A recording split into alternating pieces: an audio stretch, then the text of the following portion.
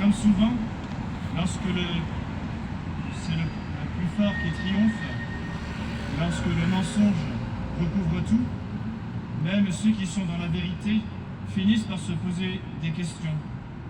Ainsi, Charles VII se demande s'il est vraiment l'héritier légitime. Et c'est dans ce genre de situation désespérée qu'éclate toute la force d'un témoignage. C'est au milieu du marasme de la guerre de 100 ans que le témoignage de Sainte Jeanne d'Arc va être un trait de lumière qui rendra courage et au roi et à tous les Français. Elle est donc d'abord témoin de la royauté de notre Seigneur. Philippe le Bel avait voulu étouffer la voix de l'Église, porte-parole du Christ roi. Par la force brutale des faits, il avait voulu en finir avec la souveraineté du surnaturel sur la politique. Et par une justice immanente, c'est une force brutale venue de l'extérieur qui menace l'existence même de la France au XVe siècle. Sainte Jeanne d'Arc va porter le remède à la racine même du mal. Elle ne cesse de proclamer la royauté de notre Seigneur Jésus-Christ. Voici quelques exemples. Le royaume ne regarde pas le dauphin, dit-elle. On parle au sieur de Baudricourt, à vos couleurs. Le royaume regarde Monseigneur. Monseigneur, cependant, veut que le dauphin soit fait roi et tienne le royaume en commande. C'est-à-dire, le royaume doit être administré par le roi, mais le vrai roi, c'est Jésus-Christ.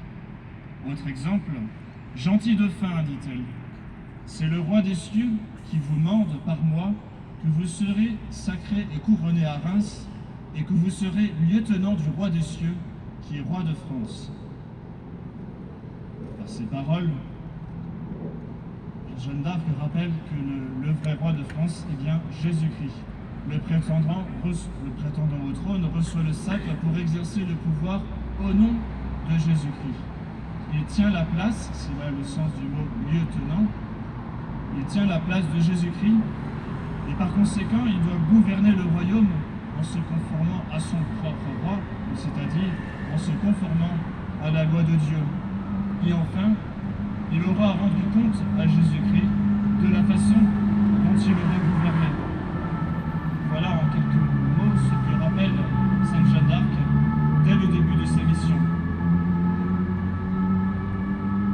Après avoir établi la royauté de Jésus-Christ, Jeanne d'Arc rétablit les droits de Charles VII.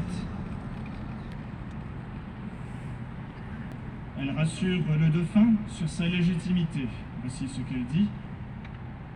Jeanne d'Arc, vous voyez le roi, mais à ce moment-là, elle parle au nom de Jésus-Christ. Voici ce qu'elle dit. Je te dis de la part de Messire, de la part de Dieu, je te dis de la part de Messire que tu es vraiment héritier de France et fils du roi.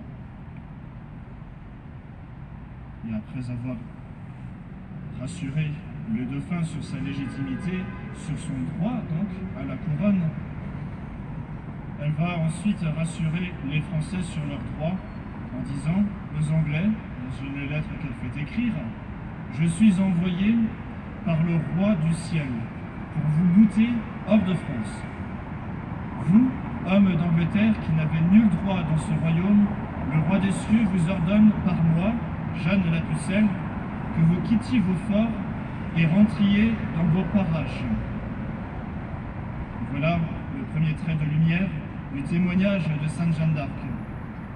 C'était le témoignage de la vérité, le témoignage du droit. Sainte Jeanne d'Arc rétablit le droit.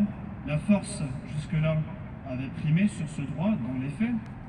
Et la Pucelle réaffirme le droit, et c'est Dieu lui-même qui va mettre sa toute-puissance au service du droit par cette expédition fulgurante que vous connaissez tous.